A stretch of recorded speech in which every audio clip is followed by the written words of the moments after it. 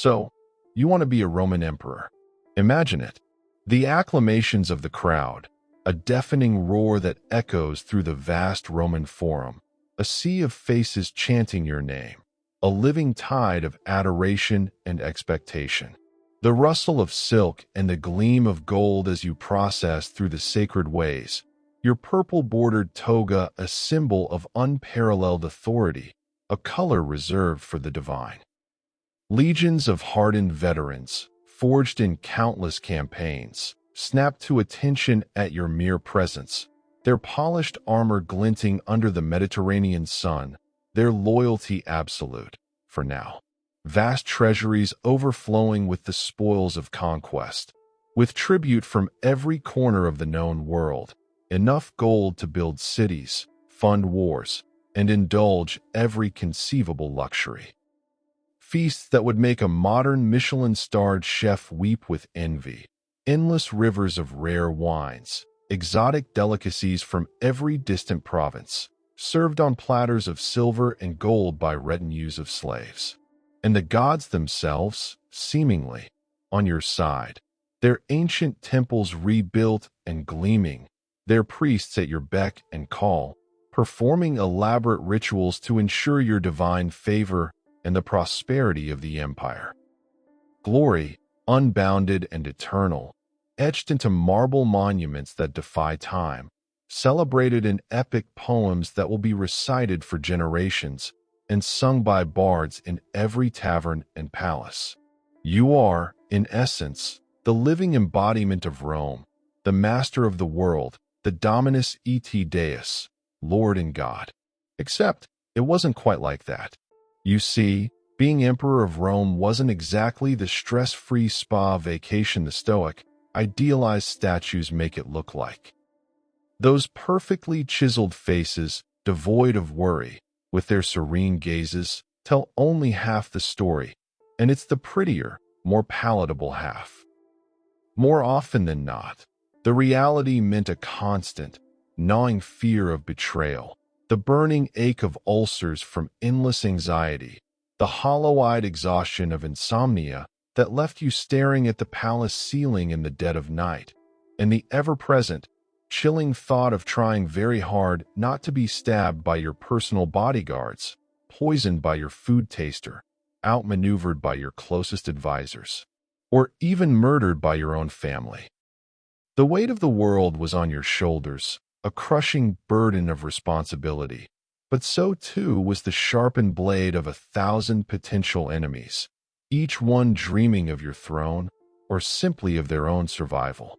Tonight, we're taking a sleepy little stroll through the marble corridors of imperial misery. We'll peel back the layers of grandeur and propaganda to reveal the raw, brutal truth. We'll meet a few emperors, some slightly unhinged by the sheer, unmanageable weight of their crown, others deeply unlucky to inherit a poisoned chalice of power in a time of crisis, and most of them, well, very dead, often in spectacularly unpleasant and undignified ways. This isn't a tour of their triumphs, their grand building projects, or their strategic victories. No, this is a whisper from the shadows, a glimpse into the crushing burden of a power that, more often than not, devoured those who wielded it, leaving behind a trail of blood, paranoia, and shattered legacies. It's a story of how the very pinnacle of earthly power became a curse. So get comfortable. Wrap yourself in a nice toga of blankets. Sip your metaphorical wine, perhaps a heavily diluted one, just in case, for old time's sake, a lesson learned from the imperial court. And let's quietly and calmly explore why it really, truly sucked to be a Roman emperor. Let's start at the beginning. The very beginning of the imperial nightmare, long before the first emperor ever sat on the throne, back to the foundational myths of Rome itself. The Roman Empire, as we know it, didn't begin with emperors. It began with kings, and Rome really didn't like kings.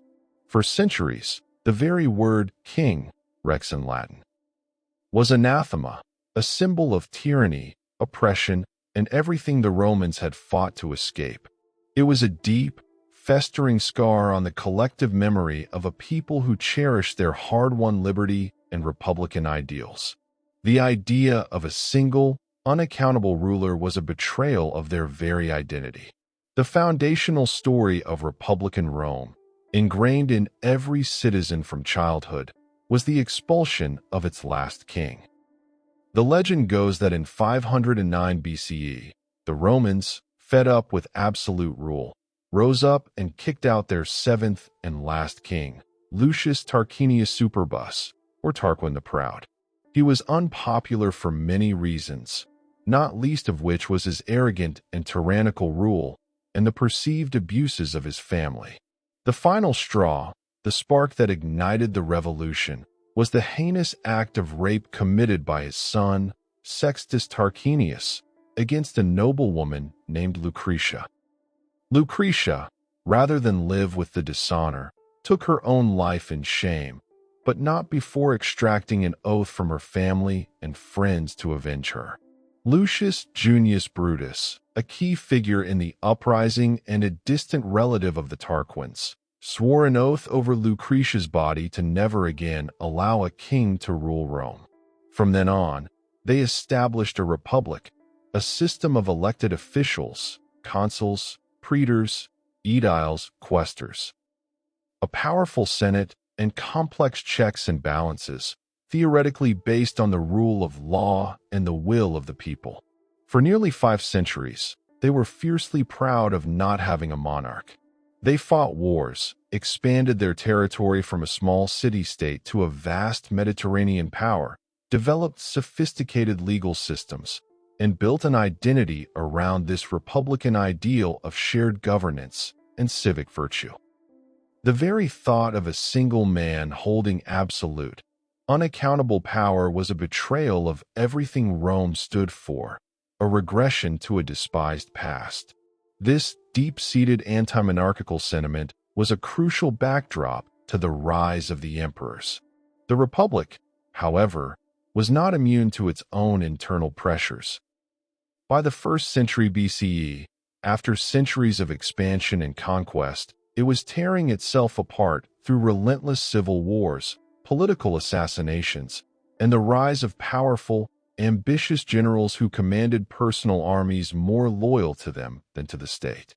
Figures like Gaius Marius, Lucius Cornelius Sulla, Gnaeus Pompeius Magnus, Pompey the Great, Marcus Licinius Crassus, and finally, the colossal, charismatic figure of Gaius Julius Caesar, each pushed the boundaries of republican tradition, accumulating unprecedented personal power and effectively dismantling the old system. Caesar, in particular, seemed poised to become a king in all but name, accepting dictatorial powers for life. His assassination on the Ides of March, 44 BCE, a desperate, bloody attempt by senators to save the republic from what they saw as monarchical usurpation, was meant to restore the old order. It failed, spectacularly. Instead of restoring the republic, Caesar's death plunged Rome into another brutal, even more devastating round of civil wars. The assassins, the self-proclaimed liberators, were hunted down and defeated. Out of this chaos, this crucible of conflict, emerged his grandnephew and adopted son, Octavian, a young man of immense political acumen, cold calculation, and ruthless ambition. He formed the second triumvirate with Mark Antony and Lepidus, engaging in proscriptions that rivaled Sulla's in their brutality, eliminating thousands of political opponents and wealthy citizens to fund their armies. After systematically eliminating his rivals, most notably defeating the combined forces of Mark Antony and Cleopatra at the decisive Battle of Actium in 31 BC, Octavian found himself in an unprecedented position, the sole, undisputed master of the Roman world. He commanded every legion, controlled every province, and held the keys to every treasury. He had achieved absolute power, but faced the monumental challenge of how to wield it without provoking the same fate as Caesar. But he was smart. astoundingly smart. He understood the deep-seated Roman aversion to kings, the historical memory of Tarquin the Proud, and the recent, bloody fate of his adoptive father, Julius Caesar. He knew that simply declaring himself king would invite another Brutus, another conspiracy, another civil war.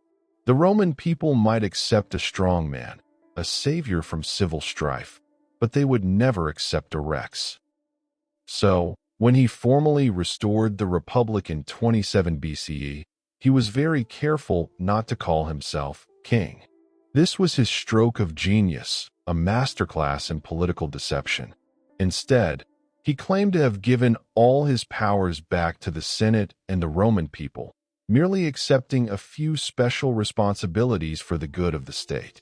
He presented himself as the princeps, the first citizen, the leading man, the most influential individual.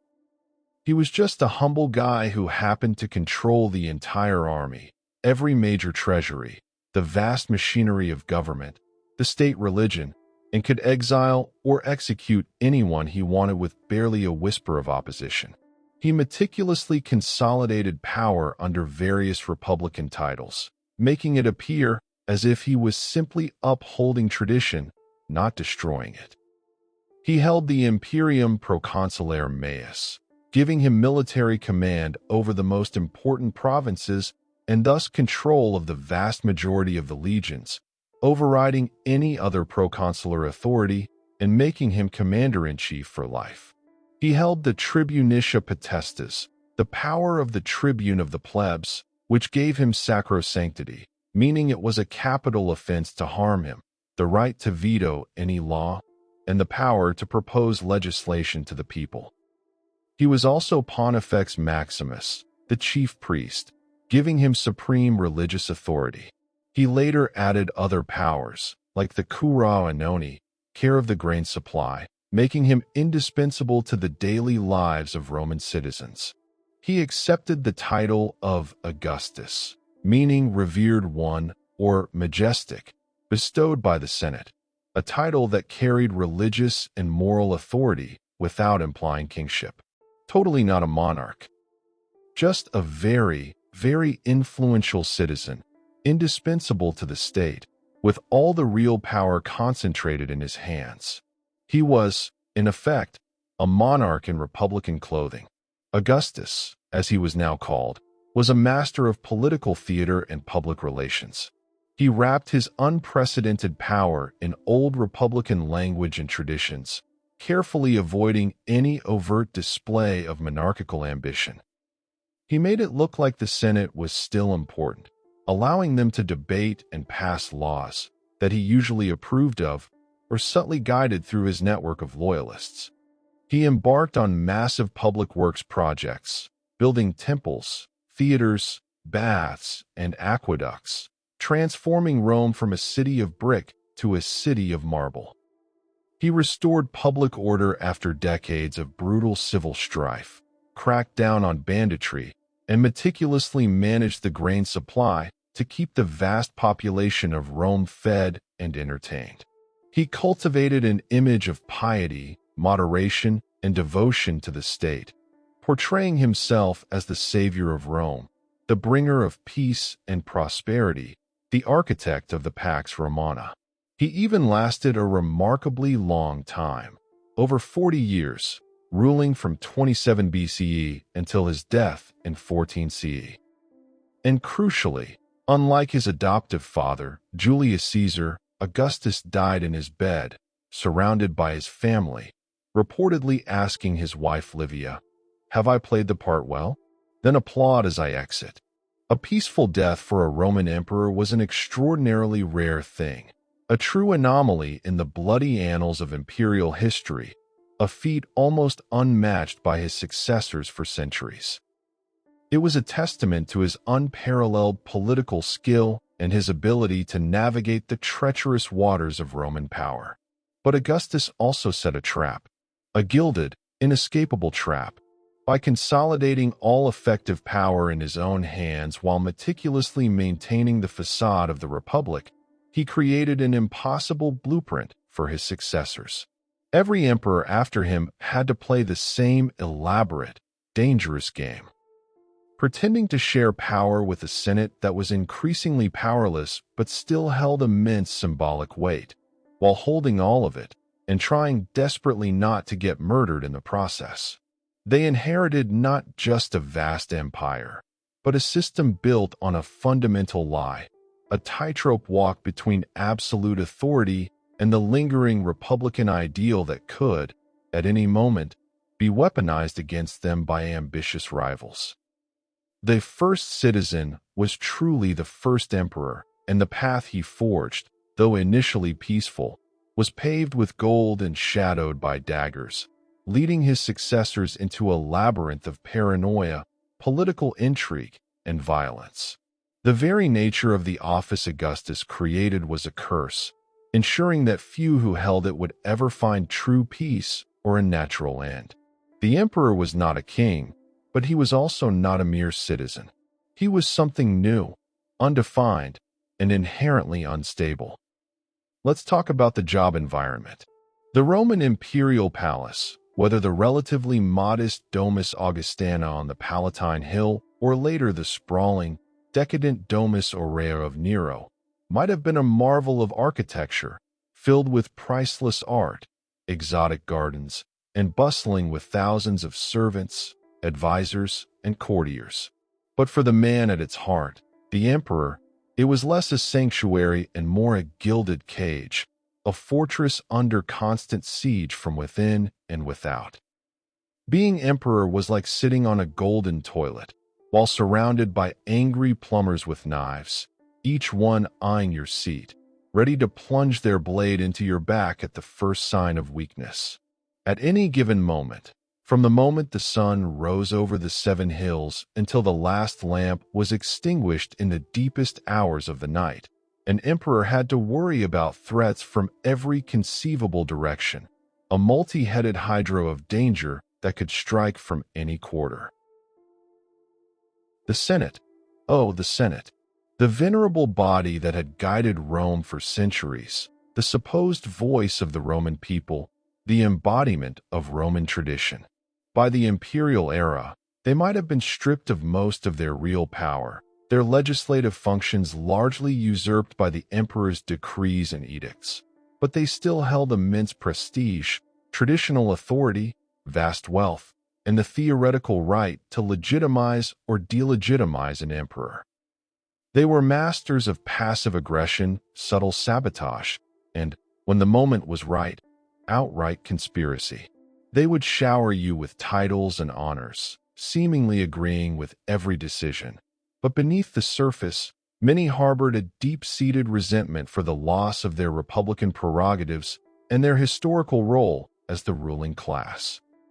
They were the old guard, the inheritors of Rome's proudest traditions, and they often saw the emperor as a necessary evil, a temporary solution to civil war, or worse, a tyrant to be removed. They might not have had legions, but they had influence, vast networks of clients and allies throughout Roman society, and a long, unforgiving memory for slights and perceived injustices. Many senatorial plots against emperors were born out of a desperate desire to restore their former glory, or simply to survive the emperor's arbitrary whims and avoid being the next victim of a treason trial. The Emperor Domitian, for example, faced numerous senatorial conspiracies, leading to his increasing paranoia and cruelty towards them. Generals, the true kingmakers of the Roman Empire. Rome was fundamentally a military empire, and its generals commanded the loyalty of vast armies, often stationed far from Rome on distant frontiers. These legions often developed a fierce devotion to their commanders, who shared their hardships and led them to victory. A successful general returning from campaign, laden with spoils, basking in the adoration of his victorious troops, and with an army at his back, was an immediate and existential threat to the emperor. They had the means, the motive, the ultimate prize of the throne, and the opportunity to seize power. The precedent of Caesar, Pompey, and Augustus himself, all of whom rose to power through military might, loomed large over every emperor. An emperor had to constantly balance the need for competent generals to defend and expand the empire with the imperative to keep them busy, successful, but never too successful, and always far from Rome, lest they turn their legions towards the capital. Septimius Severus, a military emperor himself, famously advised his sons on his deathbed, "Be harmonious, enrich the soldiers, and scorn all other men." He understood precisely where the real power lay in the empire, with the legions and the generals who commanded them. The crisis of the 3rd century, which we'll discuss later, is a testament to the power of ambitious generals, where dozens of barracks emperors rose and fell in quick succession. The Praetorian Guard. Your elite bodyguards. The emperor's personal security force, consisting of several thousand highly paid, well-trained soldiers stationed right in Rome, ostensibly to protect him. Their barracks were just outside the city walls, but they were the emperor's constant shadow, guarding the palace, attending him on public appearances, and serving as his personal executioners. In reality, they were often the most immediate, unpredictable, and dangerous threat. They were not above a little bonus assassination work, especially if a rival claimant offered a larger donative, a cash payment upon accession to secure their loyalty. This donative became a customary, almost mandatory, payment, and a failure to deliver could be fatal. They were the ultimate arbiters of power, capable of making or breaking an emperor in a single, bloody afternoon. They were well-armed, well-trained, and crucially, right there in the palace, privy to the emperor's movements and vulnerabilities, making them Let's take poor Emperor Galba. He was an elderly, respected senator and general who was made emperor after Nero's dramatic, botched suicide in 68 CE. The empire was in turmoil, reeling from Nero's tyranny, the Great Fire of Rome, and the subsequent chaos, and Galba, with his aristocratic lineage, military experience, and reputation for austerity, seemed like a safe, traditional choice, a figure who could bring stability and restore senatorial prestige. He was proclaimed emperor by his legions in Hispania and marched on Rome, expecting a hero's welcome. Galba ruled for 7 months. Why? Because he didn't pay the Praetorian Guard their promised bonus. When an emperor ascended, it was customary to give the Praetorians a substantial sum of money, a donative, to secure their loyalty. This was less a gift and more a contractual obligation, a bribe to ensure their continued service and to prevent them from looking for a more generous patron. Galba, being fiscally conservative and perhaps a bit naive about the brutal realities of imperial power, declared, "I choose my soldiers, not buy them." He also alienated other powerful figures and his own supporters through perceived slights, stinginess, and his reliance on a few unpopular freedmen. Oops. Big oops. The Praetorians, feeling cheated and insulted, quickly found a new candidate. Otho, a former companion of Nero, who was more than willing to promise them a hefty sum and was eager for power. On January 15, 69 CE, a small group of Praetorians seized Otho and proclaimed him emperor. Galba, attempting to rally support, rode into the forum, hoping the Roman populace would side with him. He was met not by loyal troops, but by a Praetorian cavalry charge. He was cut down in the forum, amidst the very heart of Roman power, near the Lacus Curtius, a sacred spot. They chopped off his head, and in a gruesome, chilling display of their newfound power and contempt, they brought it to his successor, Otho, on a stick, a bloody trophy of their successful mutiny. Honestly, not the best first day at work for Otho, either. He had literally received the severed head of his predecessor as a welcome gift, a stark reminder of the precariousness of his new position. And Otho? He ruled for a mere 3 months before he committed suicide after losing a decisive battle against yet another claimant, Vitellius, who had been proclaimed emperor by the legions in Germania. This was 69 CE, the infamous year of the 4 emperors: Galba, Otho, Vitellius, and finally Vespasian, who emerged victorious from the chaos and managed to bring stability, founding the Flavian dynasty. That's right, for emperors, 1 year. It was an incredibly exhausting and bloody period for everyone involved, especially the emperors themselves, each of whom faced a violent end or was forced to take their own life. It vividly demonstrated the extreme fragility of the imperial office and the constant, multi-directional threats that defined the job. Every emperor knew, deep down, that their reign could end as abruptly and violently as it began, often at the hands of the very people sworn to protect them. The golden toilet was, in fact, a throne of thorns, and the occupant was never truly safe. The constant threat of the dagger, whether wielded by a senator, a general, a praetorian, or a family member, was the emperor's closest companion.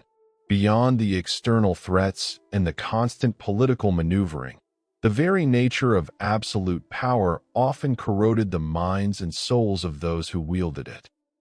The immense isolation at the top, the pervasive paranoia that every smile hid a dagger, the endless flattery that distorted reality, the complete lack of accountability. It was a potent, toxic cocktail that could drive even the most stable individuals to madness, extreme cruelty, or profound despair. The emperor was a god on earth, but a god surrounded by wolves, and often, the wolves were within his own mind. Let's meet a few special emperors who truly embodied the cursed club of imperial misery, not just for themselves, but for everyone unfortunate enough to live under their rule. Tiberius reigned 14 to 37 CE. Augustus's reluctant successor, Tiberius Claudius Nero. He was a man of immense capability, a brilliant general, and an experienced administrator, having served Augustus loyally for decades on campaigns and in various magistracies. He was disciplined, intelligent, and initially a conscientious ruler. But he was also deeply introverted, suspicious, and melancholic, burdened by a sense of duty rather than ambition.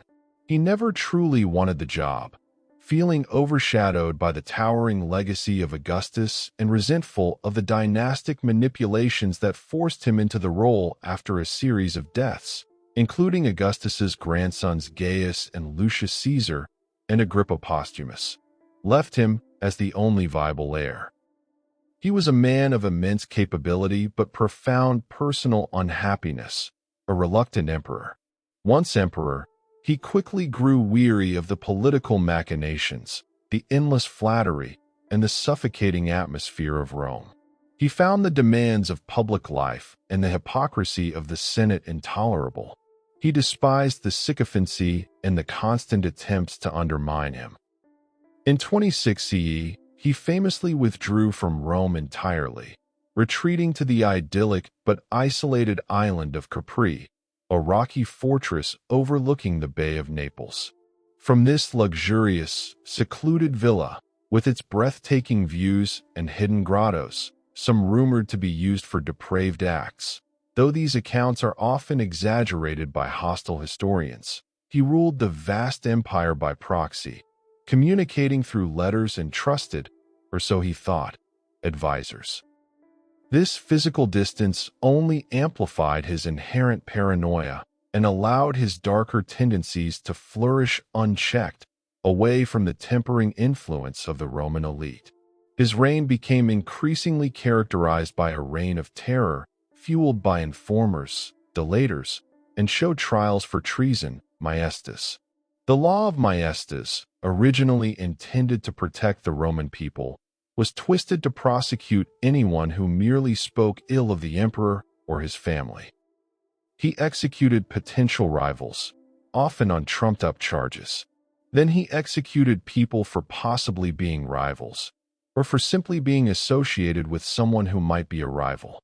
The powerful Praetorian prefect Sejanus, whom Tiberius trusted implicitly and allowed to amass immense power in Rome, effectively becoming the emperor's proxy, exploited the emperor's paranoia.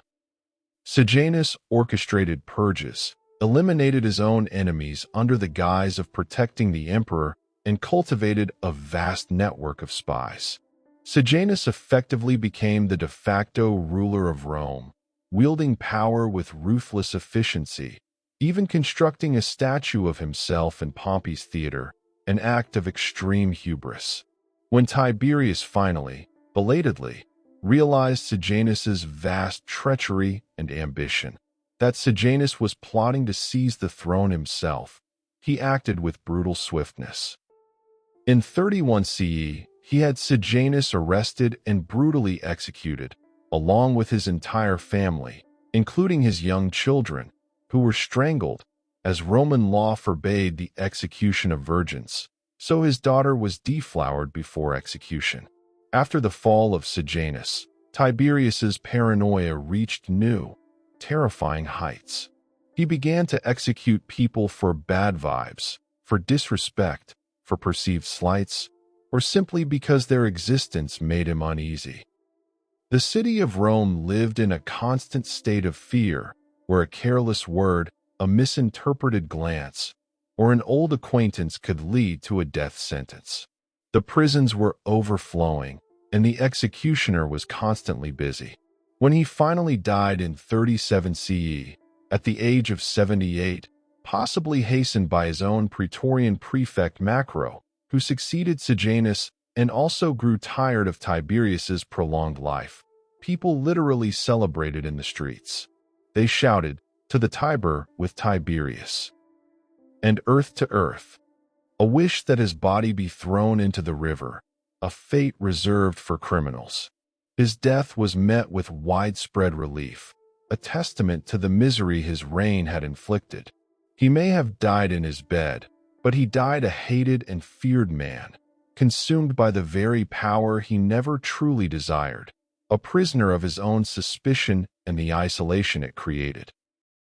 Caligula reigned 37 to 41 CE. Caligula. Born Gaius Julius Caesar Germanicus, he was the son of the beloved General Germanicus and Agrippina the Elder, a direct descendant of Augustus.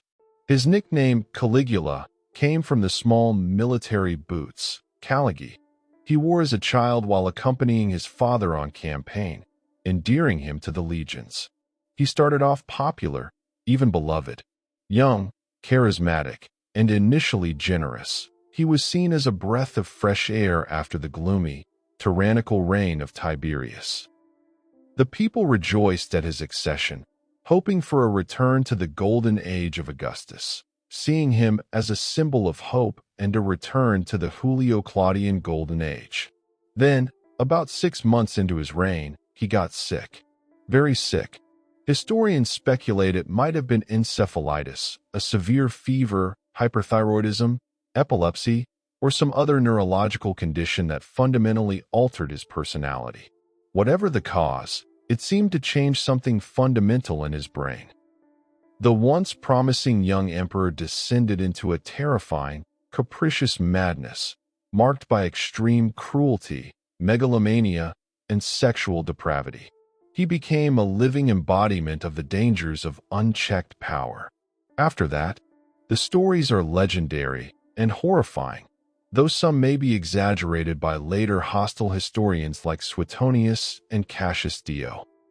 He declared war on the god Neptune, ordering his soldiers to march to the coast of Gaul and collect seashells as spoils of war from the sea, forcing them to fill their helmets with them. He tried to make his favorite horse, Incitatus, a consul, the highest elected office in the Republic, and even built him a marble stable, gave him a golden manger, and planned to provide him with a house, servants, and furniture, inviting senators to dine with the horse. He began dressing as various gods: Hercules, Mercury, Venus, and most frequently, Jupiter, demanding to be worshipped as a living deity, even having a statue of himself placed in the temple of Jupiter and replacing the heads of statues of gods with his own. He engaged in extravagant, often cruel, displays of power, forcing senators to run alongside his chariot for miles, or executing people for his amusement, sometimes even during banquets. He was rumored to have incestuous relationships with his sisters, particularly Drusilla, whom he treated as his wife and deified after her death. He would invite senators' wives to orgies, and then boast about their performance to their husbands, even forcing noblemen to witness their wives' degradation. He built a bridge of boats across the Bay of Bai, simply to ride across it in triumph, mocking a prophecy. His reign was a nightmare of arbitrary executions, sexual depravity, financial recklessness that nearly bankrupted the empire, and public humiliation of the Roman elite. The Senate, once hopeful, now lived in terror, forced to endure his insults and unpredictable violence. He would often address them while barely suppressing laughter, or threaten to have their heads removed with a single nod.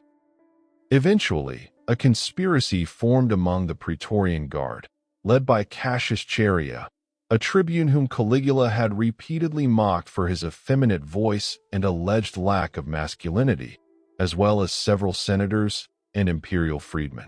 On January 24, 41 CE, after attending a theatrical performance and inspecting a group of young actors, Caligula was ambushed in a secluded theater corridor.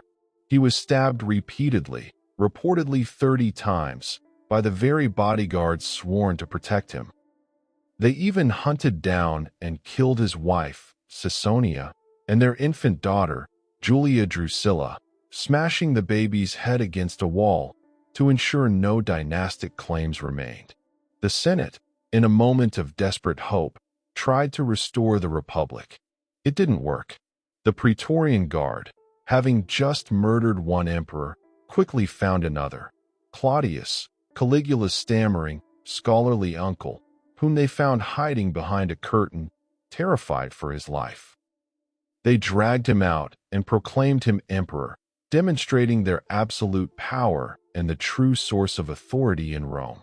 Caligula's reign was short, brutal, and a chilling example of how absolute power could corrupt absolutely, turning a promising young man into a monstrous tyrant, and ultimately, a victim of his own madness and the inevitable backlash it provoked. His story served as a stark warning of the dangers of unchecked imperial power. Commodus reigned 180 to 192 CE. Lucius Aurelius Commodus, the son of the revered philosopher-emperor Marcus Aurelius, Commodus inherited the throne, breaking the tradition of adopting the best man for the job, a practice that had characterized the preceding 5 good emperors: Nerva, Trajan, Hadrian, Antoninus Pius, and Marcus Aurelius himself. This act of dynastic succession, rather than meritocratic adoption, proved to be Marcus Aurelius's great failure, and Rome paid the price for over a decade. Commodus lacked his father's wisdom, discipline, and profound sense of duty. Instead, he was vain, self-indulgent, and dangerously obsessed with his own physical prowess and the cult of Hercules. He genuinely believed he was the reincarnation of Hercules, the demigod hero, and saw himself as a gladiator. He commissioned statues of himself dressed as Hercules, complete with a lion's skin draped over his head and shoulders, and a club in his hand. He would parade around Rome in this attire. His greatest passion was fighting in the gladiator arena, not as an emperor observing from the imperial box, but as a direct participant.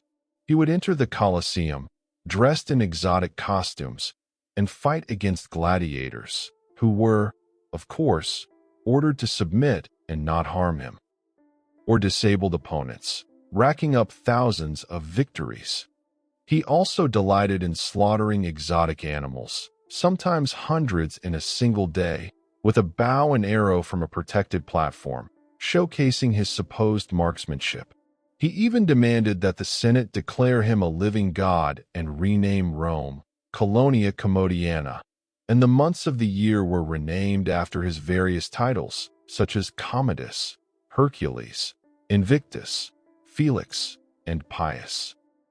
He spent lavishly on his personal pleasures and games, neglected state affairs, and allowed corrupt favorites and freedmen to run the empire, leading to widespread corruption, extortion, and discontent among the populace and the elite. His erratic behavior, extreme cruelty, and megalomania eventually became intolerable to the Roman elite and even those closest to him. His sister Lucilla attempted to assassinate him early in his reign, 182 CE. But the plot failed, and she was exiled and later executed.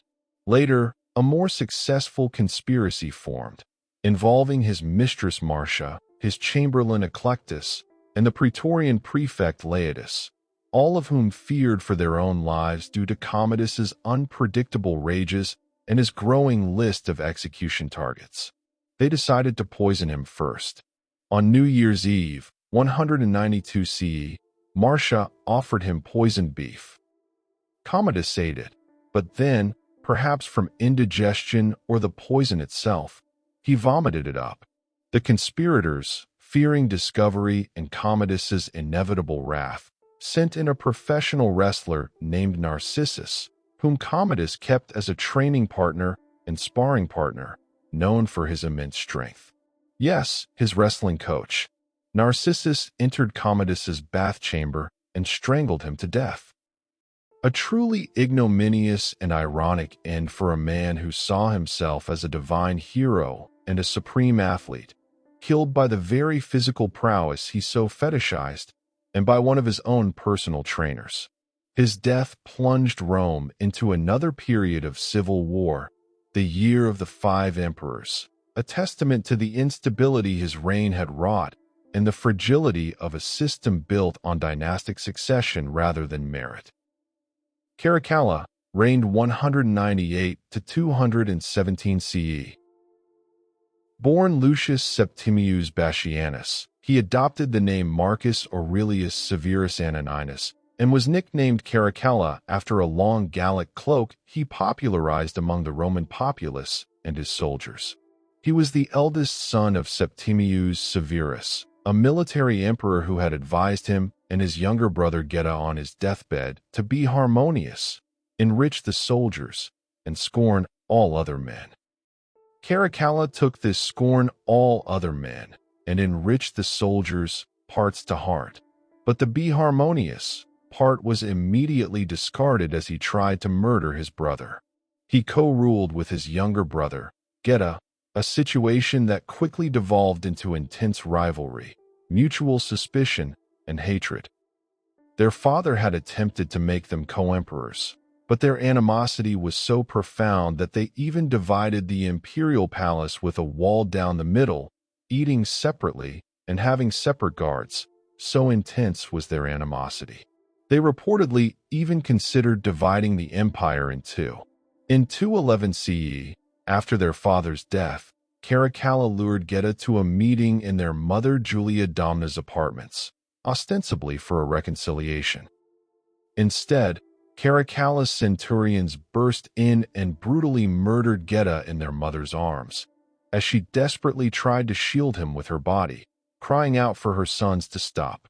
After the fratricide, Caracalla launched a brutal purge, executing thousands of Geta's supporters and anyone suspected of disloyalty, including prominent senators, members of the Praetorian Guard, and even the jurist Papinian, who had merely mentioned Geta's name in a legal opinion and refused to justify the murder.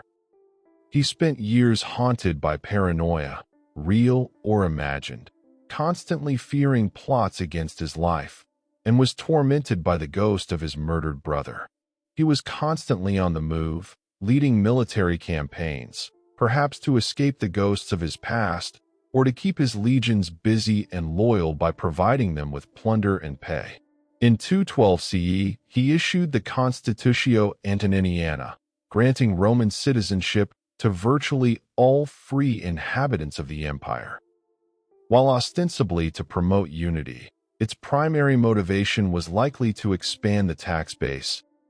Elagabalus reigned 218 to 222 CE. Perhaps the most bizarre, scandalous, and utterly un-Roman of all the emperors. Born Varius Avitus Bassianus, he was a teenage Syrian priest of the sun god Elagabal from Emesa. He was installed as emperor by his powerful grandmother, Julia Maesa, who exploited the loyalty of the legions to her family, the Severan dynasty, and fabricated a claim that he was Caracalla's illegitimate son, a desperate attempt to restore her family's power after Macrinus's brief reign. He was only 14 when he took the throne, completely unprepared for the complexities of Roman governance and utterly devoted to his Eastern cult. Elagabalus immediately alienated the Roman elite with his foreign customs, his effeminate behavior, and his fanatical devotion to his sun god, whom he tried to elevate above Jupiter as the supreme deity of Rome. He brought the sacred black stone, a conical meteorite, representing Elagabal from Syria to Rome, built a massive, opulent temple for it on the Palatine Hill, and forced senators and high officials to participate in bizarre, often humiliating, rituals and processions dedicated to the foreign god. He even married the god to the Roman goddess Minerva, then later to the goddess Urania, the Roman equivalent of Astarte, in elaborate ceremonies that shocked traditional Romans.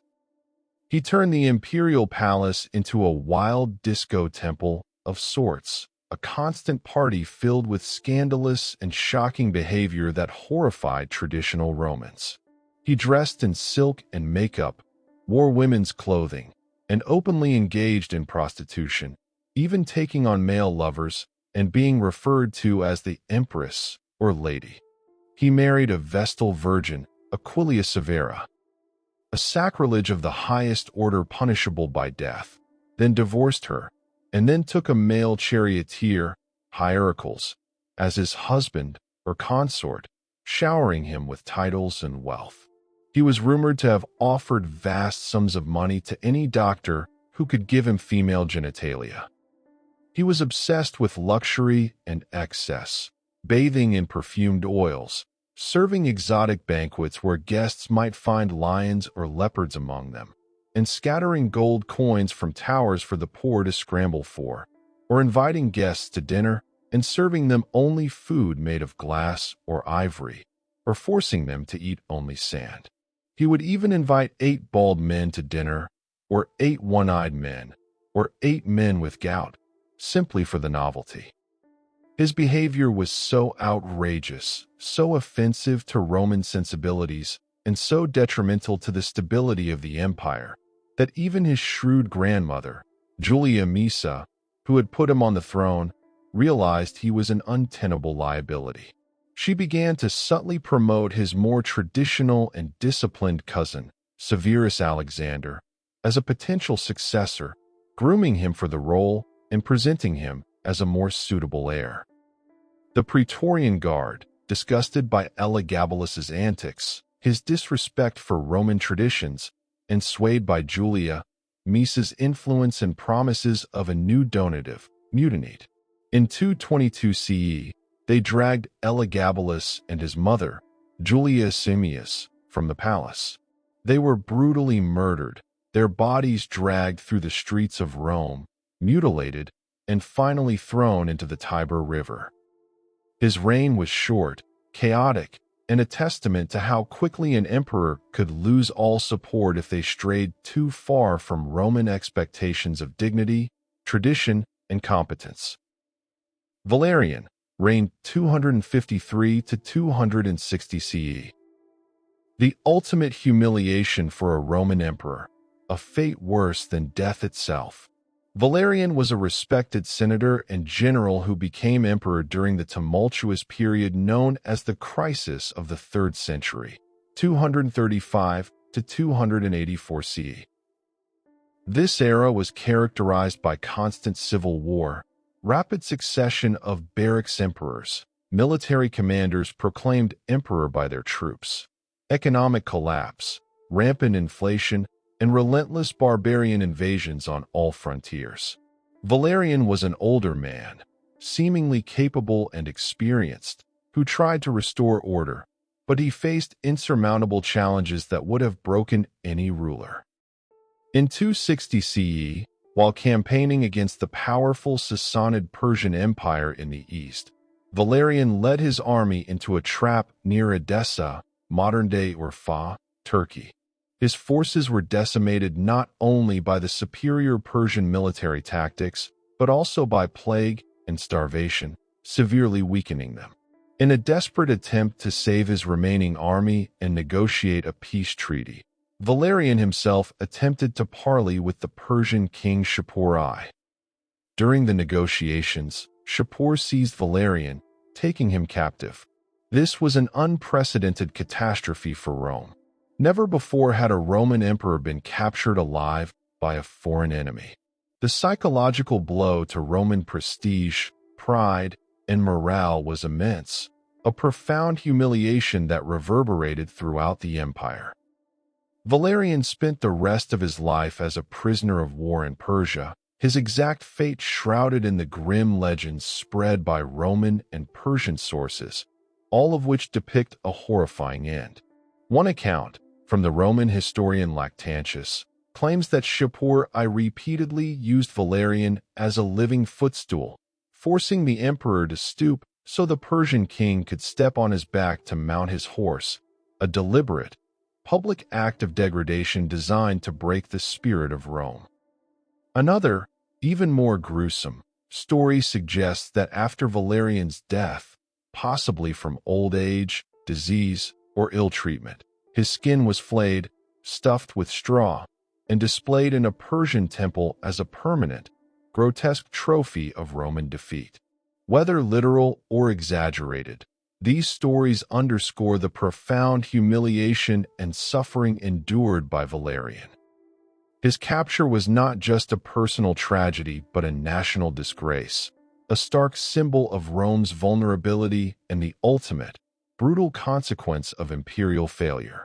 He died far from home, a prisoner, his legacy forever tied to the most ignominious defeat in Roman history, a man who, despite his best intentions, could not escape the curse of the crown in an age of unrelenting crisis. His son Gallienus, who then became sole emperor, faced an even more fractured empire. It wasn't just the madmen, the tyrants, or the incompetent who suffered under the imperial crown. Even the good emperors, those wise, capable, and well-intentioned rulers who genuinely tried to serve Rome, to uphold justice, and to bring stability, found themselves trapped by the same relentless pressures and personal tragedies. The crown, it seemed, was inherently cursed, regardless of the head that wore it, its weight crushing even the most virtuous. Their suffering was often more poignant, a quiet despair born of duty and the inability to escape their fate, a testament to the inescapable nature of the imperial burden. Marcus Aurelius reigned 161 to 180 CE. Often hailed as the philosopher-emperor, Marcus Aurelius Antoninus Augustus was a devout Stoic, a man of profound wisdom, rigorous self-discipline, and an unwavering sense of duty. His personal reflections, collected in his Meditations, originally titled To Himself, reveal a soul striving for virtue, tranquility, and resilience amidst immense external pressure. He truly wanted to be a good ruler, to serve the Roman people, to uphold justice, and to live according to his philosophical principles. He was seen as the epitome of the philosopher king envisioned by Plato, a ruler who prioritized reason and ethical conduct. Yet, his reign was anything but peaceful. It was filled with relentless challenges, a period of almost continuous crisis that tested his stoic resolve to its limits. He spent most of his reign at war, fighting fierce Germanic tribes, the Marcomanni, Quadi, and Sarmatians, along the Danube frontier in the brutal and exhausting Marcomannic Wars, 166 to 180 CE. These were not brief skirmishes but prolonged, existential conflicts that threatened the very heart of the empire. He was literally living in military camps for years, far from the comforts of Rome, enduring the harsh conditions of frontier warfare, leading his armies personally through mud, snow, and battle. This was not a life of philosophical contemplation, but one of constant military command, logistical nightmares, and existential threat. He would often write his meditations in these very camps, reflecting on duty, mortality, and the impermanence of all things. Compounding the military struggles was the devastating Antonine Plague, which swept through the empire, brought back by his own troops returning from campaigns in the east. This plague, possibly smallpox or measles, decimated the population, causing widespread death, economic disruption, labor shortages, and social unrest. It's estimated to have killed millions, perhaps a quarter to a third of the empire's population, weakening the legions and emptying cities. Marcus Aurelius had to grapple with this unprecedented demographic catastrophe while simultaneously fighting wars, struggling to find recruits and resources, and dealing with the psychological toll on his people. His meditations often reflect on the fleeting nature of life and the inevitability of death, themes undoubtedly deepened by the plague's devastation and the constant presence of mortality. He sold off imperial treasures to fund the wars and plague relief, demonstrating his commitment but also the severity of the crisis. And then there was his terrible son, Commodus. Marcus Aurelius, despite his wisdom and adherence to the principle of meritocratic adoption that had characterized the preceding 5 good emperors, a period of stability and prosperity, made the fateful decision to break this tradition. He chose his biological son, Commodus, to succeed him, elevating him to co-emperor early in his reign.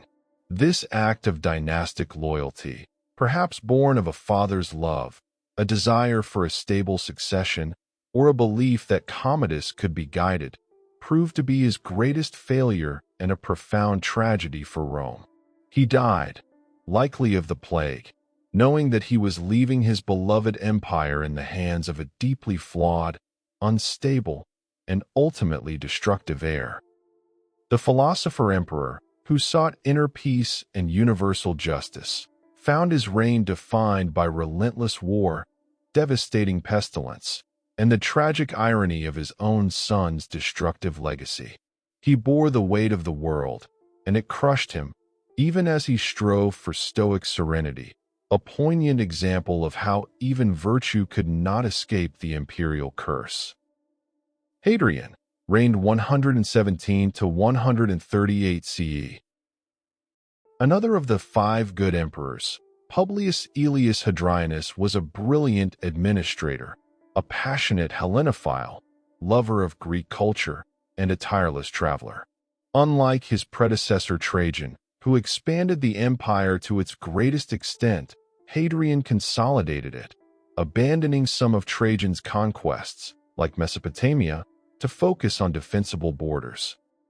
He famously built Hadrian's Wall in Britain, a monumental achievement of engineering and a symbol of Roman power and its limits, a physical manifestation of his policy of consolidation and defense. He oversaw the rebuilding of the Pantheon, a masterpiece of Roman architecture, and traveled extensively throughout the empire for over half of his reign, personally inspecting provinces and legions, reforming administration, and engaging in intellectual discourse. He was a polymath, interested in art, philosophy, and military strategy. Despite his immense accomplishments and his outward image as a cultured, enlightened ruler, Hadrian was a complex and deeply troubled man. He struggled with profound depression, a melancholic temperament, and became increasingly reclusive and cruel in his final years, plagued by chronic illness, possibly dropsy or heart failure, and perhaps the sheer weight of his responsibilities. He was known for his mood swings, his intellectual arrogance, and his tendency to lash out at those around him, executing several prominent senators on suspicion of conspiracy, often based on little evidence. His reign, though outwardly stable and prosperous for the empire, was underscored by his personal struggles and inner turmoil. His personal life was marked by a deep, passionate love for a young Greek man named Antinous, whom he met during his travels. Antinous' mysterious death by drowning in the Nile in 130 CE devastated Hadrian. This grief seemed to plunge him into an even deeper melancholy, and he mourned Antinous openly, even deifying him and founding cities in his honor. This public display of grief and the deification of a lover were highly unusual and sometimes scandalous to Roman sensibilities, but Hadrian was consumed by his sorrow. As his health declined, his temperament worsened. He became increasingly suspicious and tyrannical, alienating many of his advisors and friends. His isolation grew, and his final years were marked by a series of executions of perceived enemies, a stark contrast to his earlier, more benevolent rule. He died a deeply unhappy man, tormented by illness and grief, a testament to the fact that even immense power, intellectual brilliance, and a legacy of stability could not cure the human condition of suffering, loneliness, and grief. The architect of an empire's stability, he was unable to find peace within himself. Constantine the Great reigned 306 to 337 CE. Flavius Valerius Aurelius Constantinus, known to history as Constantine the Great, is celebrated for monumental achievements that fundamentally reshaped the Roman Empire and the course of Western civilization. He ended the systematic persecution of Christians, issued the Edict of Milan, 313 CE, granting religious toleration throughout the empire, converted to Christianity himself, the first Roman emperor to do so, and founded a new capital, Constantinople, modern-day Istanbul, which would become the heart of the Eastern Roman, Byzantine, Empire for over 1,000 years. He unified a fractured empire after decades of civil war and established a new religious and political order that endured for centuries, laying the groundwork for medieval Europe. Yet, beneath the veneer of greatness and his Christian conversion lay a ruthless pragmatism and a dark, violent streak characteristic of many emperors. Constantine's rise to power was paved with blood, a brutal struggle for supremacy during the Tetrarchy, a system of 4 co-emperors established by Diocletian to manage the vast empire.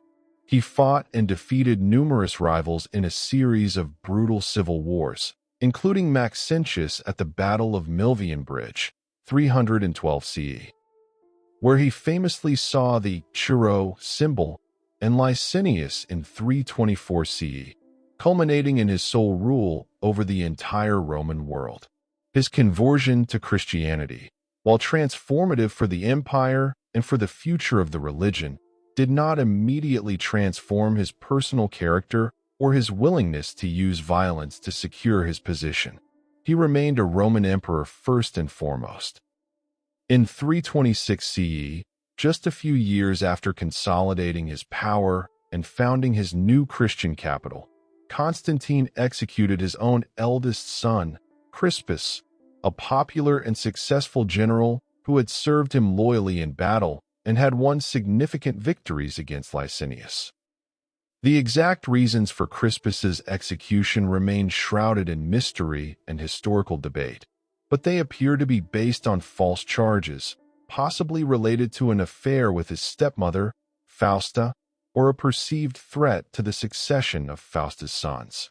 Shortly thereafter, he also executed his wife, Fausta, Crispus's stepmother and his own empress, by having her suffocated in an overheated bath.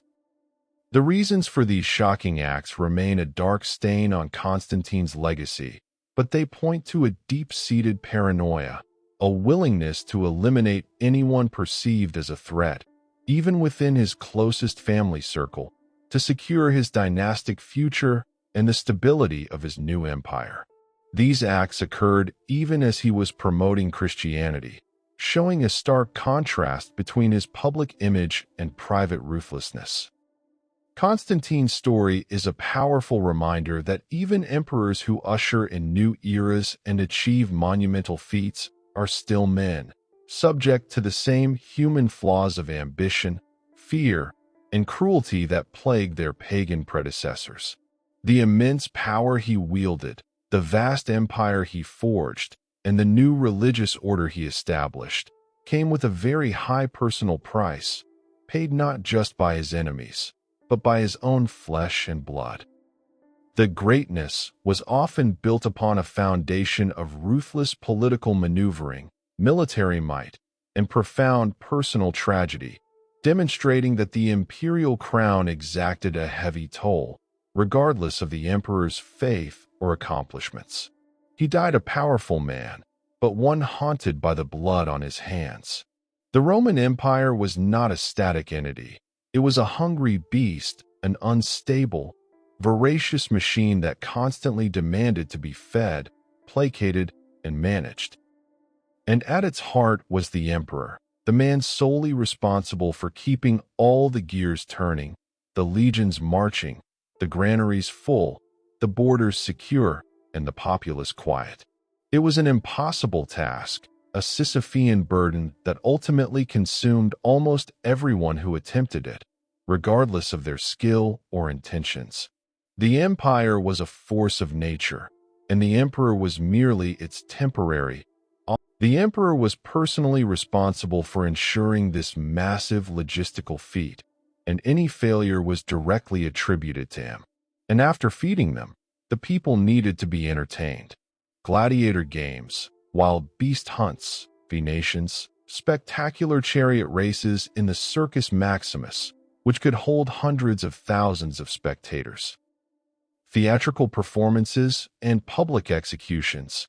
These were not luxuries, but essential tools for distracting the masses from their daily hardships, their political powerlessness, and preventing them from turning their anger on the imperial palace. The cost of these provisions and spectacles was immense, a constant drain on the imperial treasury, and a source of perpetual anxiety for the emperor. Fail to deliver, and the mob would turn.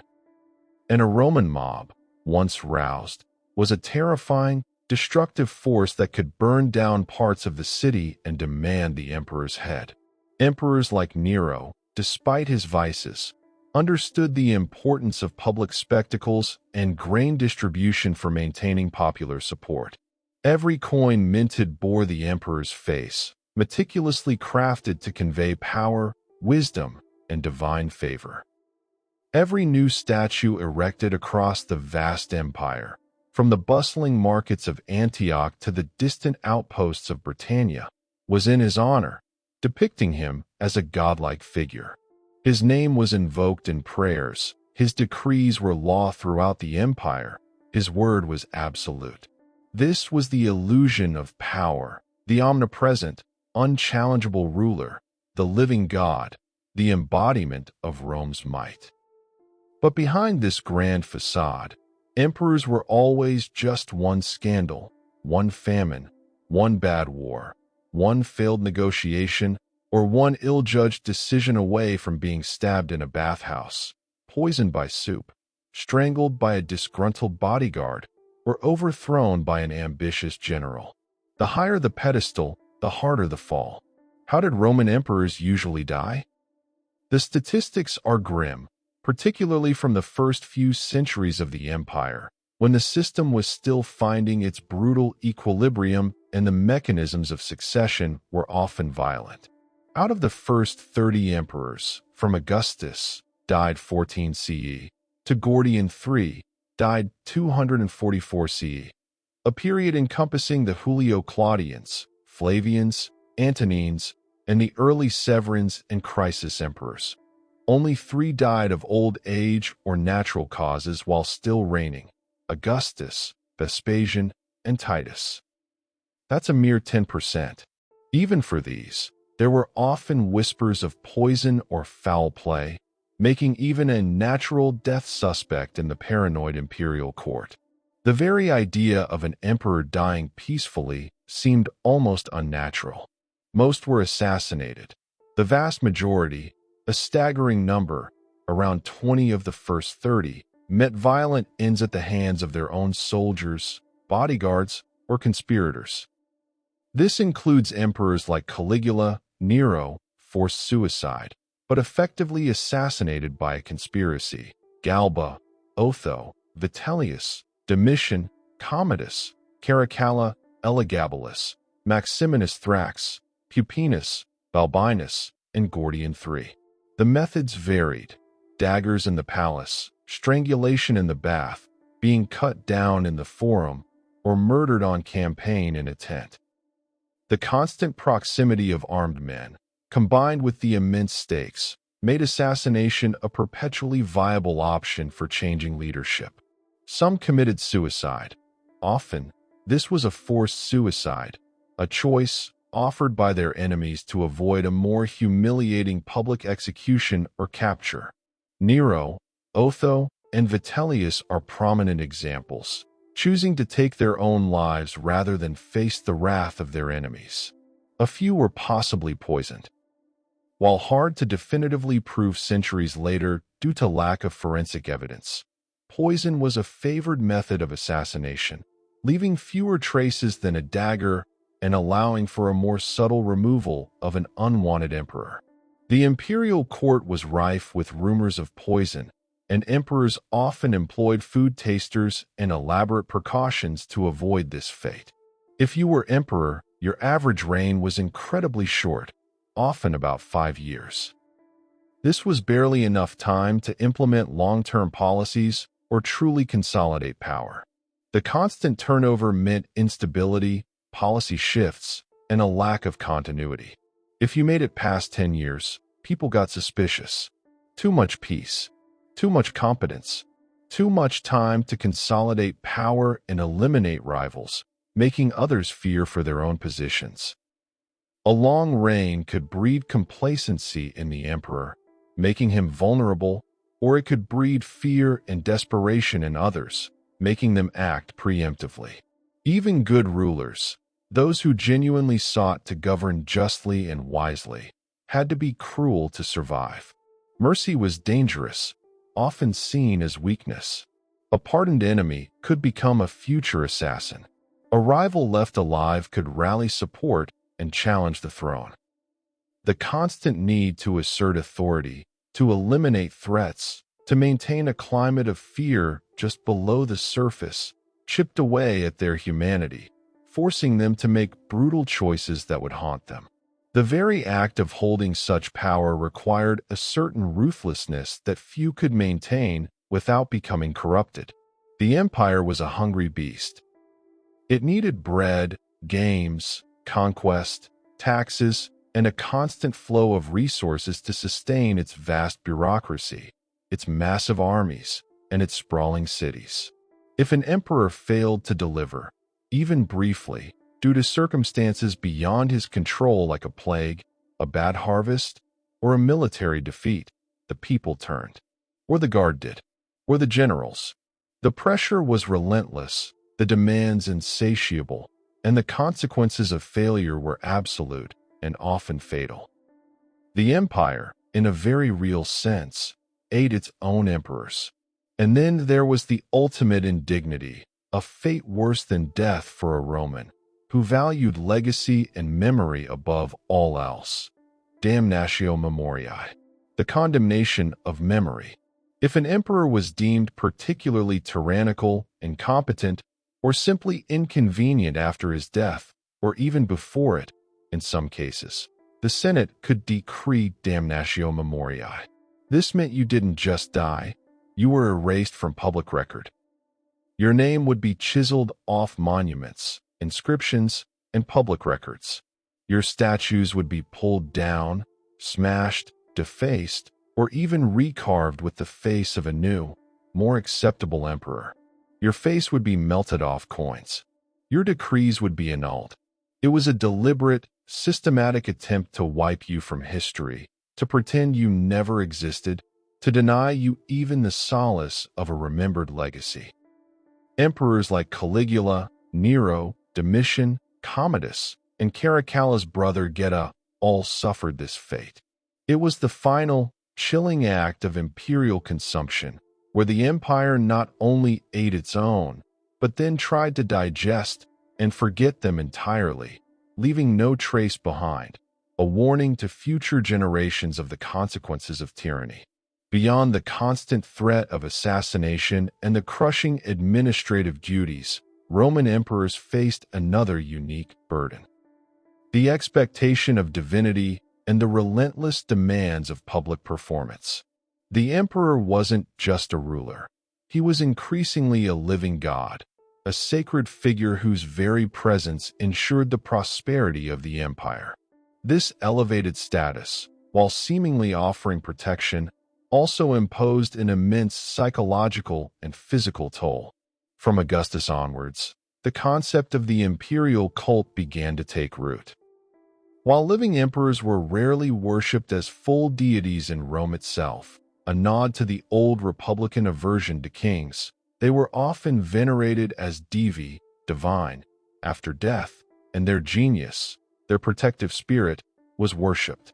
In the provinces, particularly in the East, emperors were openly worshipped as gods, a tradition that blended with existing Hellenistic monarchical practices.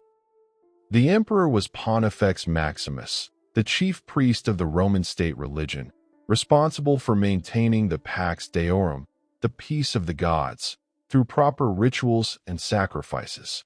This meant constant participation in religious ceremonies, processions, and dedications. Any perceived impiety or failure to appease the gods could be blamed on the emperor, leading to unrest or accusations of divine disfavor. This divine aura meant the emperor was always on stage. Every public appearance was a performance. He had to be majestic, stoic, confident, and benevolent. He had to preside over games, triumphs, and public festivals, distributing largesse to the crowds. He had to be accessible enough to hear petitions, but distant enough to maintain his awe-inspiring status. This was a relentless schedule of public duties, triumphs, and appearances. The sheer physical demands of these performances were immense, from long processions in heavy robes to hours spent presiding over games in the scorching sun or chilling rain. Consider the Roman triumph, the ultimate celebration of military victory. The emperor, as the victorious general, would ride in a gilded chariot through the streets of Rome, preceded by his spoils, captives, and legions, culminating in a sacrifice to Jupiter at the Capitoline Hill. This was a day of unparalleled glory, but also a meticulously choreographed event, a public display of power and divine favor. The emperor had to embody the victorious spirit of Rome, projecting an image of invincibility. Then there were the games. The Colosseum, the Circus Maximus, the various theaters. These venues demanded the emperor's presence. He was expected to attend, to show enthusiasm, to respond to the crowd's demands for specific gladiators or chariot teams.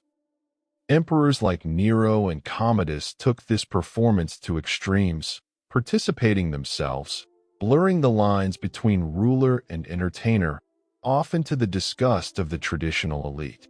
But even emperors who found these spectacles distasteful, like Marcus Aurelius, had to attend for hours on end, showing the proper imperial demeanor. It was a part of the job, a necessary way to connect with and control the masses. Failure to perform, or a perceived lack of imperial dignity, could be disastrous. An emperor who seemed weak, indecisive, or detached could quickly lose the respect of the legions and the populace, opening the door for rivals. The pressure to maintain this flawless public persona, even amidst personal suffering or political crisis, was immense. It meant living a life that was never truly private, always under scrutiny, always on display, always performing for an audience whose favor was as fickle as the Roman winds. The weight of being a living symbol, a divine figure, was another heavy layer to the imperial crown. Beyond the political intrigue, military threats, and public performance, the Roman emperor was also the chief administrator of the largest, most complex empire the Western world had ever seen. This was a job of unimaginable scale, a never-ending to-do list that would overwhelm any modern CEO. The sheer volume of decisions, the constant flow of information, and the immense logistical challenges were a source of profound stress. The emperor was responsible for justice. He was the supreme judge, the ultimate court of appeal. Thousands of petitions, legal disputes, and criminal cases flowed to Rome from every province. While many were delegated to imperial officials, the emperor himself had to hear countless cases, issue rulings, and oversee the vast legal system. This required immense knowledge of Roman law, a keen sense of justice, and endless hours of deliberation. Taxation and finance. The empire ran on money, and the emperor was its chief financial officer. He oversaw the collection of taxes from every province, the management of vast imperial estates, and the minting of coinage. This was a constant balancing act between funding the legions, maintaining public works, providing grain to Rome, and avoiding popular discontent from excessive taxation. Economic crises, inflation, and currency debasement were recurring problems that fell squarely on the emperor's shoulders. A misstep could lead to economic collapse and widespread rebellion. Infrastructure. The Roman Empire was bound together by its roads, aqueducts, bridges, and ports. The emperor was the ultimate patron and overseer of these vital arteries. New construction projects required immense resources and engineering expertise, and the maintenance of existing infrastructure was a continuous, costly endeavor. These projects were not just practical. They were symbols of imperial power and benevolence, and their failure reflected directly on the emperor. Provincial administration. The empire was divided into dozens of provinces, each with its own unique customs, challenges, and local elites. The emperor appointed governors, legates, and procurators to manage these vast territories, but he was ultimately responsible for their good governance. He had to deal with rebellions, corruption among officials, local disputes, and the constant need to integrate diverse populations into the Roman system. This meant receiving countless reports, issuing edicts, and making decisions that affected millions of lives across thousands of miles. Military logistics. Beyond leading armies in battle, the emperor was responsible for the logistical nightmare of supplying and maintaining a standing army of hundreds of thousands of men spread across vast distances. This involved recruitment, training, provisioning, payment, and managing the complex network of forts and supply lines.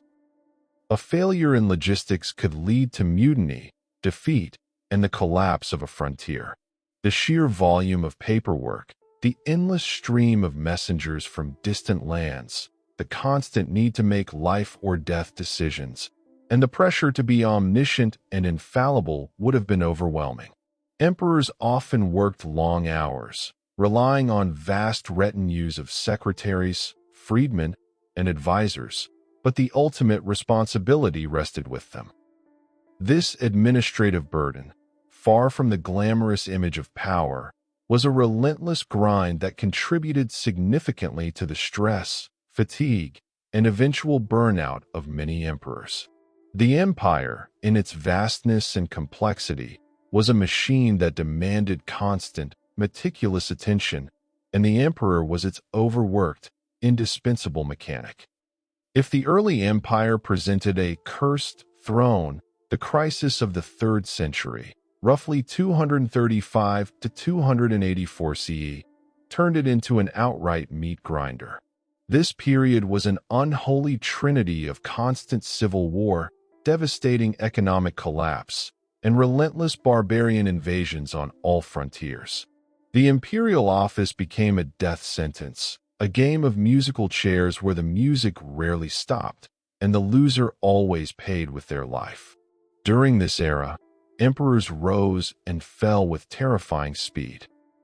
They were often barracks emperors, military commanders proclaimed emperor by their troops on distant frontiers, who then had to fight their way to Rome, only to be overthrown by the next ambitious general. The average reign during this period plummeted to just over 2 years. Some emperors lasted only a few months, or even weeks. Consider a few examples from this brutal half-century. Maximinus Thrax reigned 235 to 238 CE. The first of the barracks emperors, a massive, imposing Thracian soldier who rose through the ranks. He was proclaimed emperor by his legions after they mutinied and murdered the previous emperor, Severus Alexander. Maximinus never even set foot in Rome during his 3-year reign, spending it campaigning on the frontiers. He was despised by the Senate as a barbarian upstart and faced multiple revolts. He was ultimately murdered by his own disgruntled soldiers, who were tired of his harsh discipline and constant campaigning, and who had heard the Senate had proclaimed new emperors. His head was cut off and sent to Rome. Gordian I and Gordian II reigned 238 CE. A father and son, proclaimed emperors in Africa by a revolt against Maximinus. Gordian I was 80 years old. They reigned for a mere 22 days.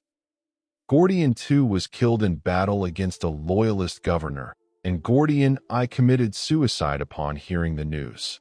This brief, tragic reign highlights the fleeting nature of power. Pupienus and Balbinus reigned 238 CE, 2 senators elected by the Senate to oppose Maximinus. They were co-emperors, but hated each other. After Maximinus was killed, they returned to Rome, but their constant bickering and the Senate's perceived arrogance alienated the Praetorian Guard. The Praetorians stormed the palace, dragged them naked through the streets, and brutally murdered them, installing the young Gordian III. Their reign lasted 99 days. Gallienus reigned 253 to 268 CE, a more capable emperor, but one who presided over immense fragmentation. He became co-emperor with his father Valerian, who was captured by the Persians, as we discussed. Gallienus faced constant usurpations, with parts of the empire breaking away into Gallic Empire and Palmyrene Empire. He was a cultured man who tried to reform the army, but his reign was a continuous struggle for survival.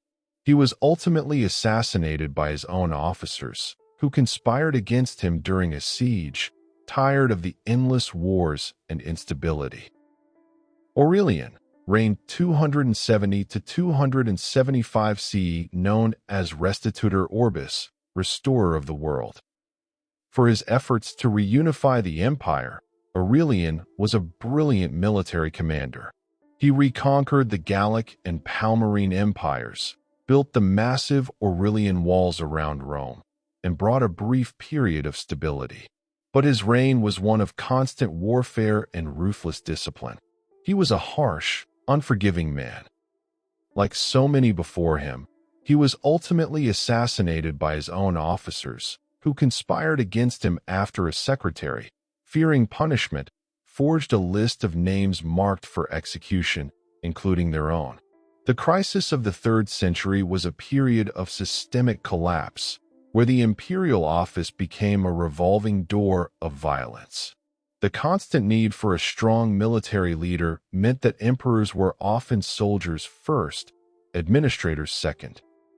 Their legitimacy came from the legions, not the Senate or the people, making them vulnerable to the next ambitious general.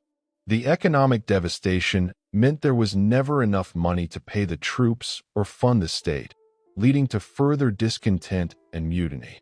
This era truly demonstrated the curse of the Roman throne in its most brutal and accelerated form, a relentless cycle of coup, counter-coup, and violent death. Beyond the physical threats and the administrative grind, the imperial crown inflicted a profound psychological toll.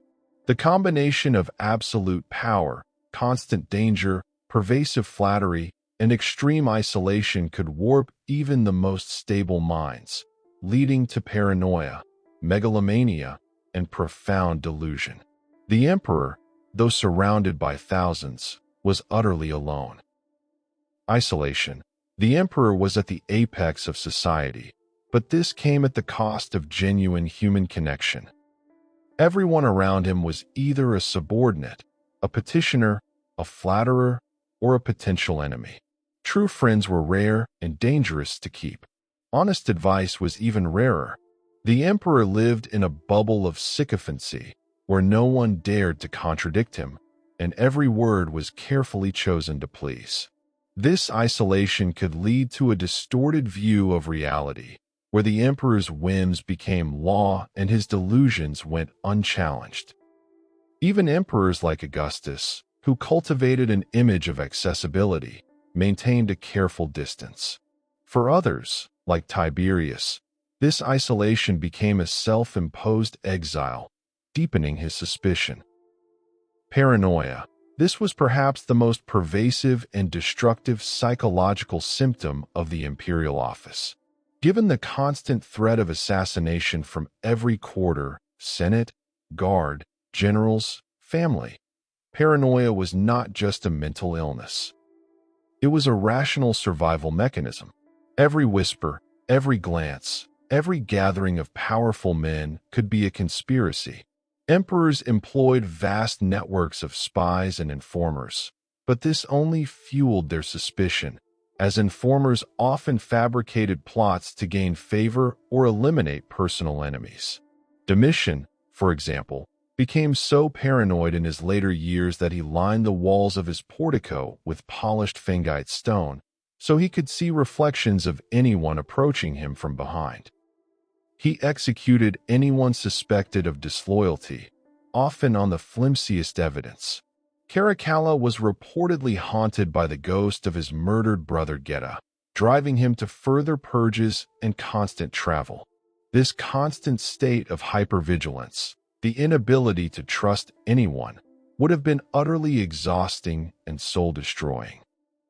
Megalomania and delusion, absolute power, combined with constant flattery, could easily lead to a distorted sense of self.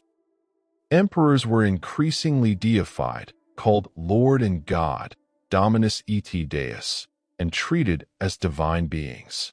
For some, like Caligula and Commodus, this went to their heads, leading to genuine delusions of godhood.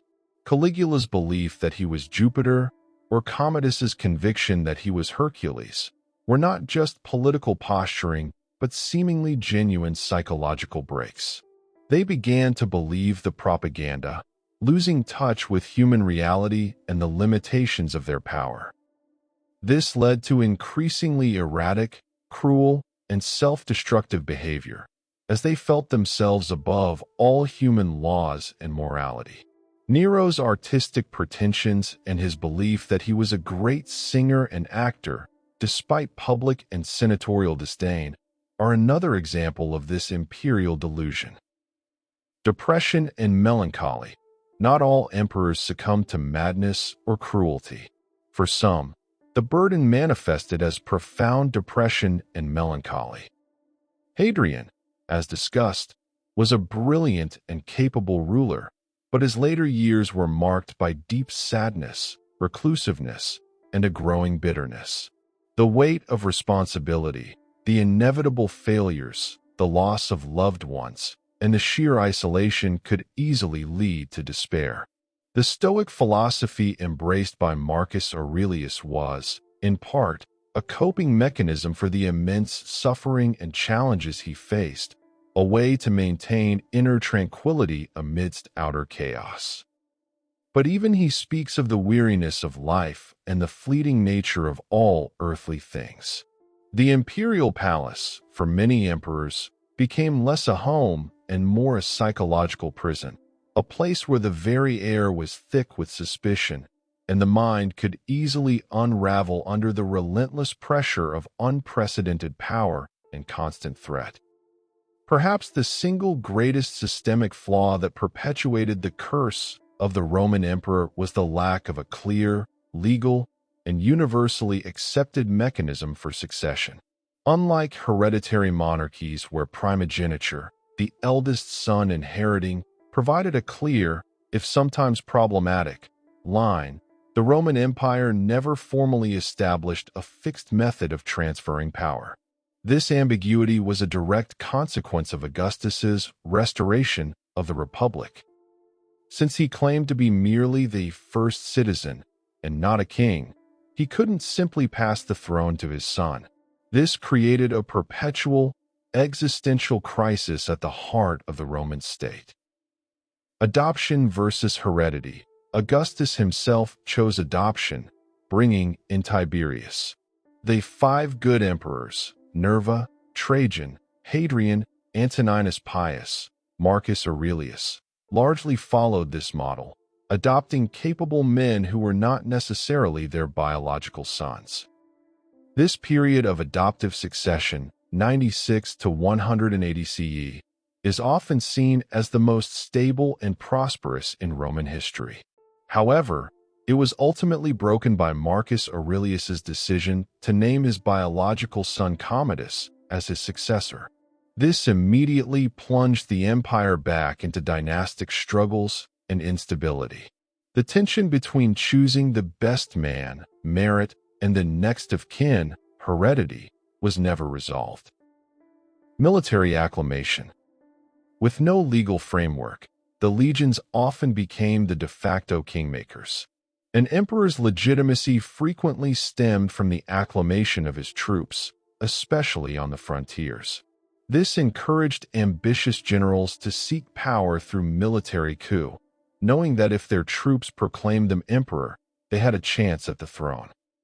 This led to the constant cycle of barracks emperors in the 3rd century crisis, where dozens of emperors were proclaimed by different legions, leading to civil wars that drained the empire's resources and manpower.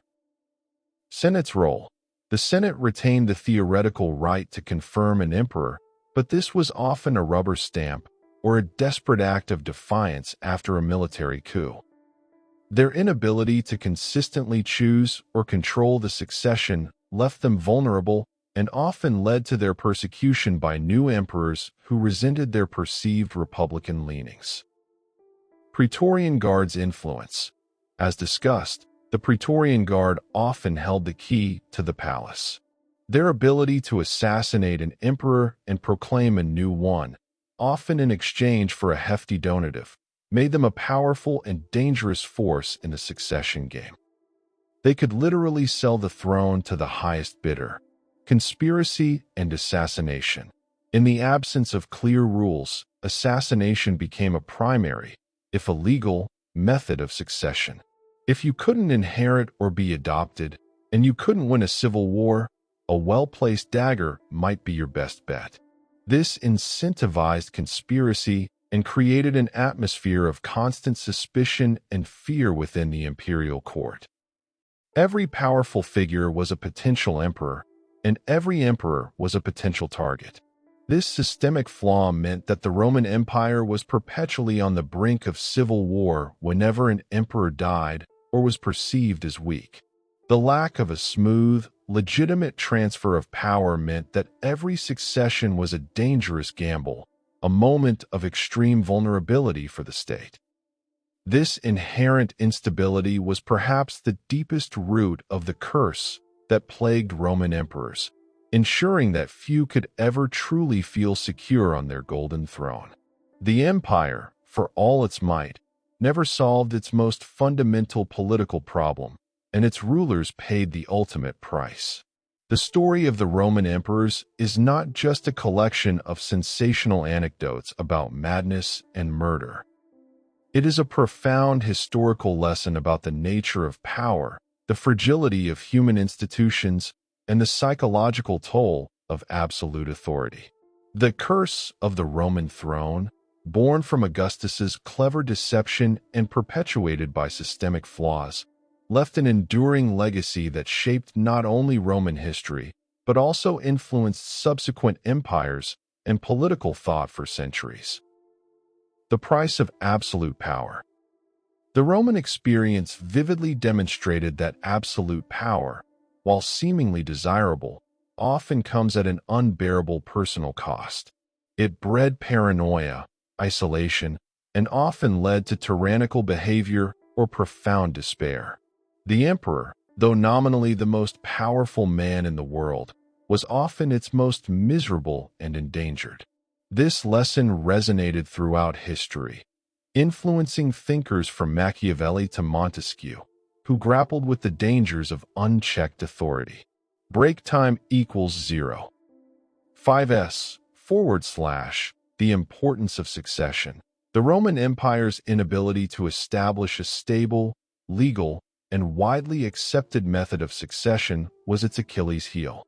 This systemic flaw led to centuries of civil wars, assassinations, and instability, particularly during the crisis of the 3rd century. Later monarchies in Europe, learning from Rome's mistakes, largely adopted primogeniture to avoid such chaos, though it brought its own set of problems. The Roman example underscored that even the mightiest empire could be brought to its knees by internal strife over leadership. The power of propaganda and public image. Augustus's success lay in his masterful manipulation of public image and republican traditions. Subsequent emperors continued this tradition, understanding that perceived legitimacy was as important as actual power. The imperial cult, the grand public works, the games, the coins, all were tools to project an image of stability, benevolence, and divine favor. But when the reality diverged too sharply from the image, the consequences were swift and brutal. The military's dominance. The Roman Empire was a military state, and the legions were its ultimate arbiters. The emperor's power rested on the loyalty of his troops, making the military the most dangerous and influential faction in the empire.